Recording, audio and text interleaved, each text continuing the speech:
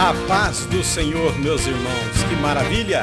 Estamos aqui mais uma vez para comentarmos a nossa Escola Bíblica Dominical. Que bom estar com você, que Deus abençoe a sua vida, que Deus abençoe a sua EBD. Estamos felizes de estarmos aqui para continuarmos com esse comentário maravilhoso sobre o nosso tema, a Igreja de Cristo e o Império do Mal.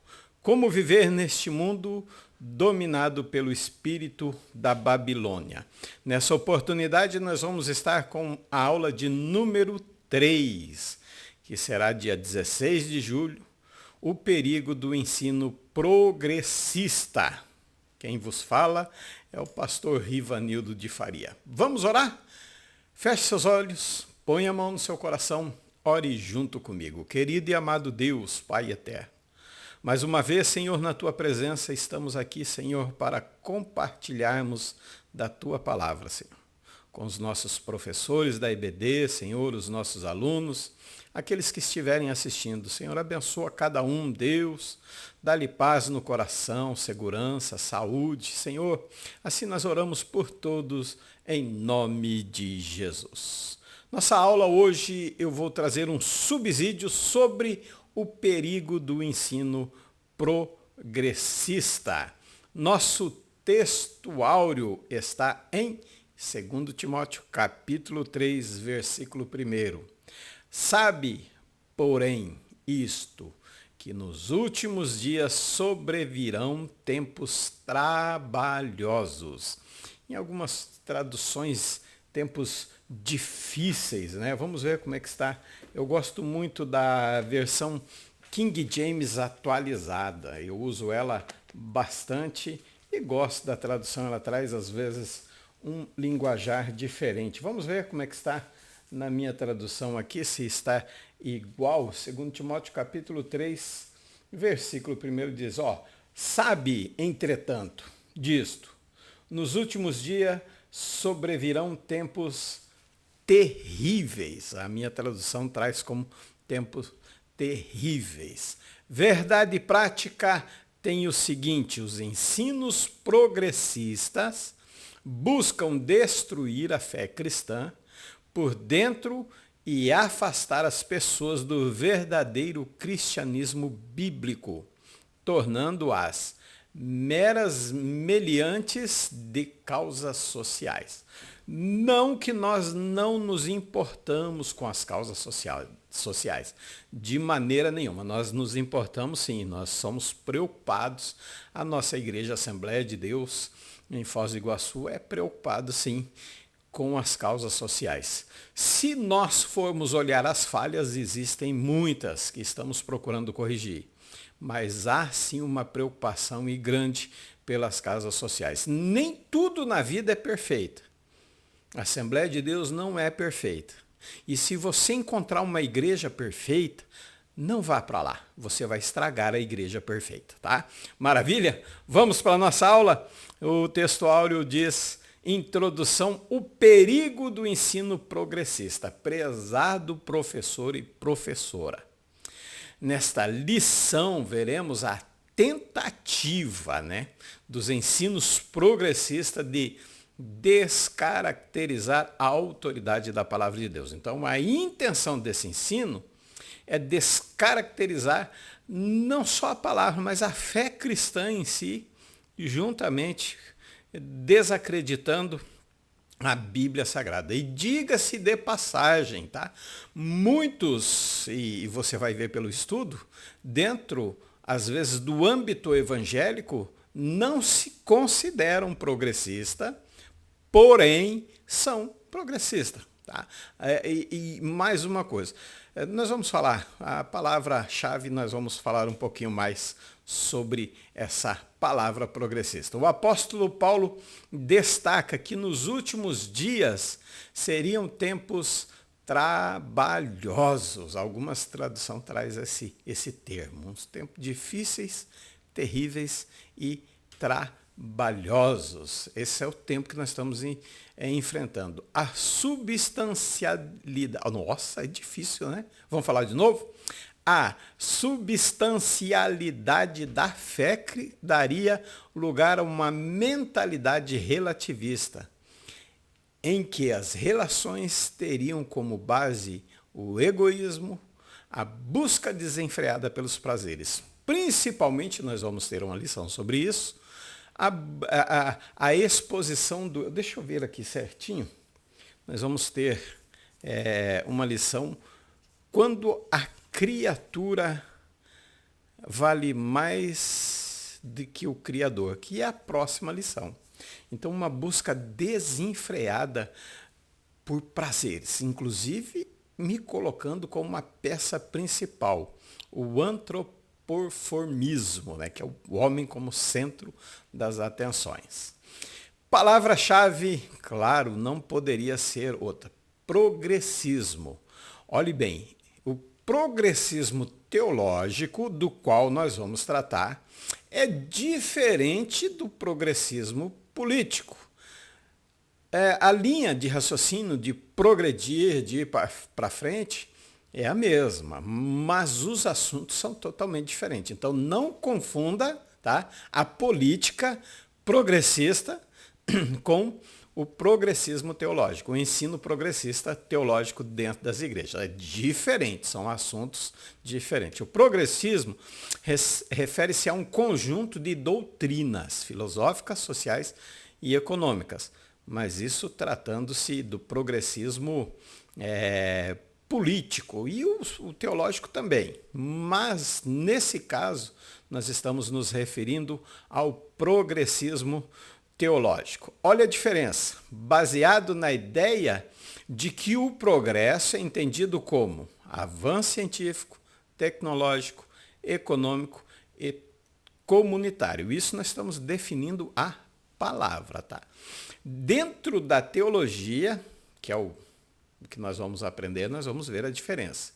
Na ideia progressista, é vital para o progressismo é vital para o aperfeiçoamento da condição humana, o que é, de certa forma, e principalmente dentro da política, é uma coisa boa. Por quê? Nós vamos ter o avanço científico, tecnológico, econômico e comunitário.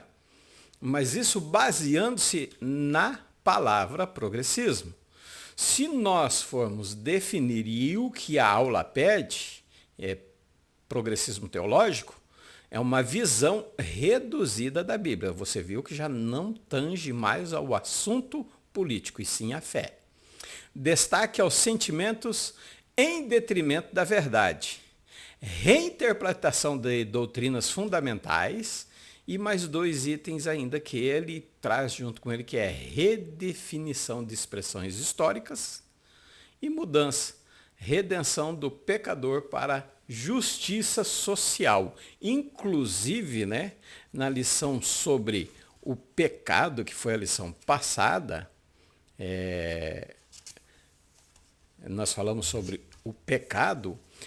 O ponto 2, deixa eu ver certinho aqui, o ponto 2 diz assim, as teologias moderna e a teologia do pecado social. Então, isso está incluído, essa mudança da redenção do pecador para o pecado de justiça social. Não, nós assembleianos, dentro da nossa fé, baseado na Bíblia Sagrada, onde é nosso manual, onde é a regra de fé que nós seguimos, não é redenção, é espiritual do pecador e não mera justiça social. Maravilha? Bem entendido? Vamos em frente. Uma perspectiva histórica. Vamos ver de onde veio, definindo, né, um progressista. Avançando, evoluindo, como eu falei, melhorando com a noção de que aquilo que está sendo progredível é preferível e melhor. Então eles têm a noção, enfim, a ideia de que o que está vindo com esse progresso dentro, claro, falando dentro da teologia cristã, é melhor do que o que já tinha. Então ele pode ser mudado, ele pode ser reestruturado. A principal função deles é o quê? Destruir as doutrinas fundamentais e não com uma preocupação de construir algo melhor. Não. A preocupação de construir, eles não têm muito essa preocupação, mas sim de destruir as doutrinas fundamentais da Bíblia Sagrada. A primeira onda do movimento, olhe bem, não existe uma data definida para dizer que surgiu o termo progressismo teológico ou o ensino progressista, né, com essa data através da Igreja Católica. Não, nunca começa-se, deixa eu abrir aqui a tela inteira, nunca começa-se algo já com a sua totalidade. Nunca começa algo com uma má intenção, não, nunca é essa forma. Sempre há uma boa intenção por trás de alguma ideia. Então, a primeira onda, temos alguns traços da teologia surgindo na Igreja Católica, onde eles combatiam o relativismo moral. Tá? Para esses teólogos católicos, a evolução religiosa ela deveria coordenar-se e subordinar-se com a evolução. Então, eles começam com bom intuito, eles começam com uma boa ideia, eles começam de uma forma, digamos, entre aspas, coerente, mas depois eles mudam, só um pouco. Eles mudam para que essa coordenação e subordinação da evolução progressista, ela devia vir junto com o intelectual moral da cultura. Então a cultura muda, o ser humano precisa mudar também. A fé progressista, eles têm a ideia de projeção de um sentimento de religiosidade. Quer dizer, o meu sentimento, o que eu tenho dentro, é o que vai projetar a fé. O que eu creio em mim, ela surge no que eu creio, não no que foi escrito, não do que foi estruturado por Deus, pelo Espírito Santo soprado nos homens. Não, mas ela vem a projetar dentro daquele indivíduo que crê. Eu creio que Jesus é bom, então eu vou projetar algo tipo Jesus. E eu posso projetar, por exemplo, um revolucionário, eu posso projetar, digamos aí, o Putin, né, que é da Rússia, e outros mais. Enfim, então a crença é de que a projeção vem através da minha crença de dentro de mim, não da Bíblia, não do Espírito Santo que vem para dentro de mim. A verdade não é mais imutável. Tá? Dentro dessa onda, dessa primeira onda, ou dentro desse início, vamos colocar assim, a verdade não é mais imutável. O próprio homem evolui com ele, nele e por ele. Então as formas, os dogmas, que são submetidas às experiências, fica aberto o caminho para a variação substancial. Quer dizer, que o que vai ser mudado dentro de mim, a cultura também tem que ser mudada. Então a Bíblia ela passa a ser irrelevante, ela já não é mais a verdade absoluta. Já não existe mais uma verdade absoluta e passa a ser um relativismo. Isso aqui é só uma noção para que você possa entender, eu estudando, busquei estudar isso, para que você possa ter uma ideia do que é esse ensino progressista. Então, desde 1960, as teologias libertárias, né, a teologia faz parte, elas vêm ganhando espaço dentro da igreja. No final da década de 1990, por que eu digo dentro da igreja? Porque, como eu falei, muitos homens de Deus têm a teologia progressista, e nós vamos ver isso no decorrer da aula, mas eles não reconhecem em si um progressismo. Tá? Um progressista. No final da década de 1990 e início dos anos 2000, nos Estados Unidos, começou a ganhar força. Em 1996, surge o quê? O Centro para os Cristãos Progressistas. E interessante que esse centro, tá? Ele surge também em 2000, as afirmações de Fênix. O que eram as afirmações de Fênix? Um grupo, um documento escrito por um grupo de clérigos e leigos contendo 12 princípios. Uma tentativa de articular o quê? Traços gerais da fé cristã. E se você for nesse centro onde surgiu, nesse site, o Centro para Cristãos Progressistas, olha a base que você vai encontrar. A principal afirmação, a estrutura, foi afirmada em 2006, baseado em 3 grandes amores. identificados por Jesus e afirmado pelo judaísmo. Amor a Deus, amor ao próximo e amor a si mesmo. Então nós temos o perigo de cairmos nesse movimento, de entendermos que o progresso, o ensino progressista, ele é benéfico. E na realidade não é. Mas aí você vai me questionar, peraí, mas ele é baseado naquilo que é bíblico. Amor a Deus, amor ao próximo e amor a si mesmo. Então eu tenho que amar o próximo como a mim mesmo e primeiramente amar a Deus sobre todas as coisas. Se nós pensarmos nessa perspectiva dentro do ensino teológico, nós vamos ver que é algo bom, que é algo maravilhoso, que eles têm o mesmo raciocínio que nós. Mas o pensamento progressismo no campo teológico é uma abordagem que busca reinterpretar e adaptar, atualizar os ensinamentos religiosos, a teologia, em respostas às mudanças sociais, culturais e éticas. Então eles tendem a adotar uma abordagem crítica em relação à interpretação tradicional dos textos sagrados e buscam reinterpretar as passagens bíblicas à luz dos valores progressistas. E onde nós temos uma regra da hermenêutica em que a Bíblia interpreta a si mesma. Então eles enfatizam a necessidade de interpretar o quê? Os ensinamentos bíblicos de acordo com o contexto cultural. Mas, dentro dessa linha de raciocínio deles, dentro desse pensamento, amar a Deus sobre todas as coisas e o próximo como a si mesmo, há um grande perigo. Por que esse grande perigo? Porque você vai encontrar no site o seguinte dizer, esse conjunto não é, né, faltou, né, ali o não é de afirmações, não é um princípio estático para todos os tempos, mas pode ser modificado e reajustado no futuro à luz das mudanças e evolução cultural que vier a acontecer. Então você nota que eles têm como se diz, eles têm o valor, né?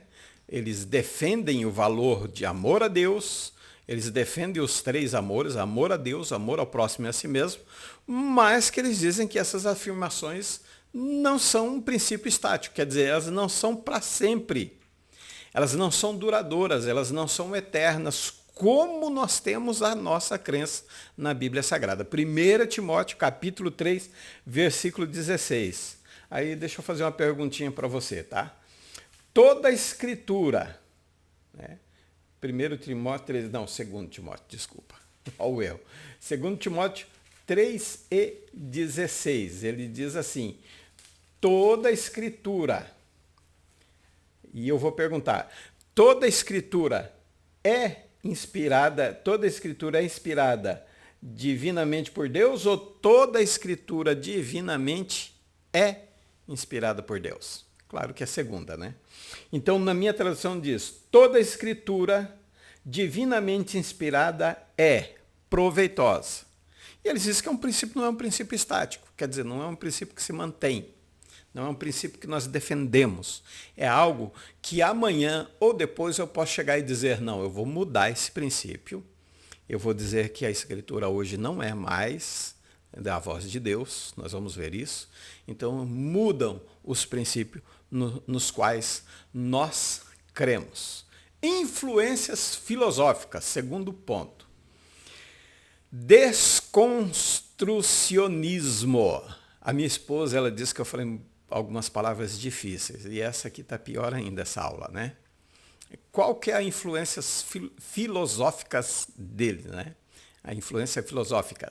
Desconstrucionismo. O que é um desconstrucionismo? Método crítico que, em termos práticos, declara que a identidade e as intenções do autor de um texto são irrelevantes para a interpretação do texto, desconstruindo a análise literária divergente por uma hermenêutica duvidosa, liberando o texto para uma pluralidade de sentido. Quer dizer, não tem mais importância quem inspirou.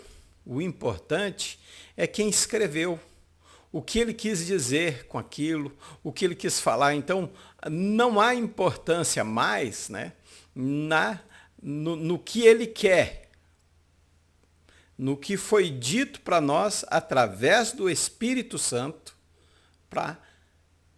na Bíblia Sagrada. Então, o Espírito Santo, toda a Escritura divinamente inspirada é. Então, ele já não coloca mais importância em quem inspirou, e sim somente em quem escreveu essa palavra. Segundo, nova estrutura. Questionamento das normas existentes. Né? Eles precisam de uma nova estrutura.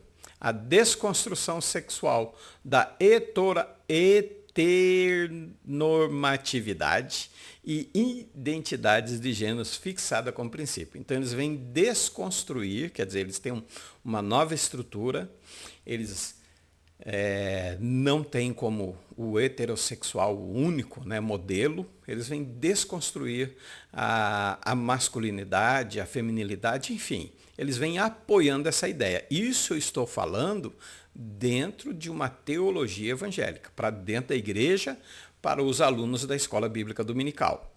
Então, eles vêm tirar essa certeza que nós temos em Gênesis 1, e 26 e 27, que diz, macho e fêmea os criou. Eles trazem uma nova estrutura.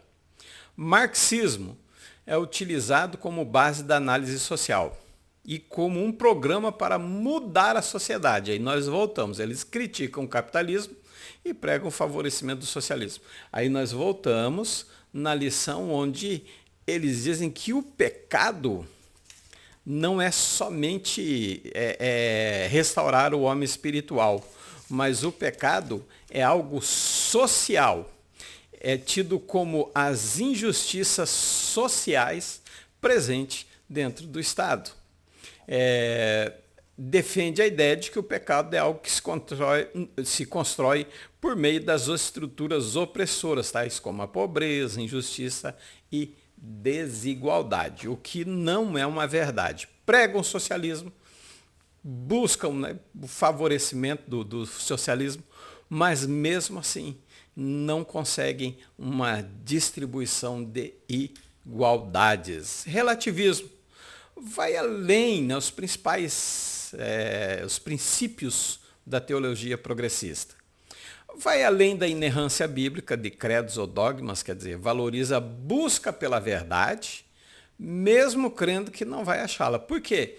Eles têm um princípio já, e nós vimos no princípio histórico, que a verdade não é absoluta. Mas nem por isso eles deixam de buscar a verdade absoluta. Então vocês vejam como que é difícil. Pregam uma verdade, mas não creio que vão encontrá-la. O relativismo é presente e nós cremos em João, capítulo 14 e versículo 6. Vamos ver se eu não errei, que a idade é uma benção. É uma aula bem complicada mesmo, tá? Uma aula bem difícil. Assegurou-lhe Jesus, eu sou o caminho, a verdade e a vida. Ninguém vem ao Pai senão por mim. Nós valorizamos a busca da verdade e nós defendemos a verdade. Outros princípios, né, da teologia progressista, moralista. A pessoa precisa ser bom. Apesar deles negarem ser, mas eles são. Por quê? Eles cobram das pessoas ter bondade. Seguir apenas algumas regras, não precisa seguir todas as regras, apenas alguma. Ser gentil como seres humanos, principalmente com os grupos vistos como minorias e excluído. Inclusive, a libertação do mundo, a salvação, ela vai acontecer através dessa minoria, desses excluídos. Não são moralistas, dizem não ser, mas há sim um discurso moralista entre eles. São inclusivistas, rejeitam o conceito que o cristianismo tem a verdade absoluta. Como eu já citei em João, nós, assembleianos, cristãos que seguimos a Jesus Cristo, nós cremos que Jesus é o único caminho. Para eles não. Todos os caminhos espirituais são válidos. Tá? Repetido aqui, deixa eu ver. Reinterpretam a fé cristã. Esse é o quarto ponto. A Bíblia é um livro que registra histórias interessantes, somente isso. Para nós que cremos na Bíblia como regra de fé, para nós ela é a palavra de Deus inspirada, ou, como diz o versículo, toda a palavra de Deus divinamente inspirada é. A Bíblia não é a palavra de Deus, são a reinterpretação que eles querem. A Bíblia não é inspirada nem autorizada por Deus. Isso dentro do âmbito de, como diz assim, reinterpretar, ressignificar a fé cristã. Propriamente sem lei, vivem assim na ilegalidade, claro, da teologia comparada com a nossa, né? Tem um total desrespeito pela lei de Deus, que é a Bíblia Sagrada. Eles não respeitam, eles não consideram, eles violam, eles agridem, né? Ou seja, a influência negativa, ela vai ter uma influência, eles dizem que essa Bíblia vai ter uma influência negativa na vida das pessoas. Como? Afirmando que a Bíblia é imperialista, punitiva e excludente. E descaracterizam como palavra de Deus. A Bíblia, ela não é punitiva, ela diz que se você seguir um caminho, vai haver uma punição. Mas a Bíblia não vai punir ninguém, ela diz que quando Deus coloca o povo para escolher, ele diz, vocês têm a opção de escolher entre a obediência e a desobediência. Aí é o caminho que você escolhe. Se você sabe que tem um caminho bom e um caminho ruim, a escolha sua, a escolha minha, eu escolhi servir a Cristo e acreditar na sua palavra. Eu creio assim. Mas a teologia, né, progressiva, o ensino progressista, ele não crê. Ele acha que a Bíblia é punitiva. Quanto a Deus, são panteístas, acredito que Deus está em tudo e tudo está em Deus. Sem o mundo, Deus não existiria, ao contrário do que nós pensamos. O mundo existe por causa de Deus, eles dizem que não, sem Deus o mundo não existiria. Deus é um ser existente, mas não pode ser o próprio ser. Então é uma distorção da nossa fé, da nossa teologia. Tá? Jesus, dentro da reinterpretação, é um padrão moral que você deve seguir, mas não salva. É um exemplo de amor para os outros, né? Para os marginalizados. Não é o Filho de Deus, repudia, não acredita no nascimento virginal, não acredita no seu sacrifício expiatório e substitutivo na cruz do Calvário, rejeitam a ressurreição corporal de Cristo, e muito menos que Jesus não vai voltar para arrebatar a sua igreja. Essa é a reinterpretação da fé cristã. O pecado, rejeitam totalmente a doutrina do pecado. Eles têm o conceito de bênção original ou bondade original. Por não serem pecadores, também a morte de Jesus foi apenas um fator, como se fosse um ato de amor. Apenas isso, nada mais. Que Jesus amou e morreu, mas que não há um reconciliamento com Deus. Não há uma expiação. E ainda creem que Deus é um abusador de crianças, no sentido de que ele precisou matar o seu filho, ele precisou requerer a vida do seu filho para perdoar os pecados dos seres humanos. O que não é verdade. Nós vemos em João, Evangelho de João, vamos aqui falar da palavra de Deus. João, ele diz assim, olha, eu sou, João 10 e 14, eu sou bom pastor, conheço as minhas ovelhas e sou conhecido por elas. Assim como meu Pai me conhece, eu conheço o Pai. Entregou a minha vida pelas ovelhas. Ainda tem outras ovelhas que não são desse aprisco, ao quais eu sou o bom pastor. Aqui, 10 e 11, achei. Eu sou o bom pastor dá a sua vida pelas ovelhas. Ele não foi assassinado. Não mataram Jesus de forma nenhuma. Ele disse, eu dou a minha vida porque eu quero dar. Ninguém a tira de mim. E quando ele morre, em Lucas 23 e 43, se não me falha a memória, ele diz o seguinte, 23 e 43, ele diz o seguinte, 46, então Jesus bradou com voz forte, Pai, em tuas mãos entrego o meu espírito. E havendo dito isso, expirou. Não, ninguém matou Jesus. Ninguém tirou a sua vida. Deus não é um abusador de criança, não. Ele deu porque ele quis dar a vida dele. Devemos rejeitar a teologia progressista. Não é uma teologia cristã. Nega as doutrinas bíblicas essenciais da fé. Rompe com o consenso teológico no meio dos cristãos legítimos, rompe com toda a tradição histórica cristã. Não é simplesmente um desacordo, não é simplesmente pontos que nós não concordamos. Não é, eu vou dizer 2 exemplos, não é um calvinismo e um arminianismo, não. Não é um falar em língua estranha que alguém defende e outro não. Não são pontos, não, eles negam totalmente. Não há um discurso digamos assim, de pontos não concordantes. Não, é a negação total da nossa teologia. Eles creem numa adaptação cultural do evangelho, por isso nós devemos rejeitar. Tem um modelo conforme a teologia atende às suas necessidades. Não tem ensino contra pecado, não tem ensino contra arrependimento. Então vocês veem que não é pontos que nós discordamos dessa teologia. A teologia progressista, ou o ensino progressista, ela é totalmente contrária à teologia que nós estudamos. Então não são pontos que são apoiados por eles e nós não, ou nós apoiamos. Não, eles não apoiam nenhum ponto, eles são totalmente contrários ao nosso modelo de ensino. Sua teologia é promíscua, por quê? Com a desculpa de combater o preconceito, defende toda a prática de sexualidade condenada por Deus através da Bíblia. É um reino sem rei.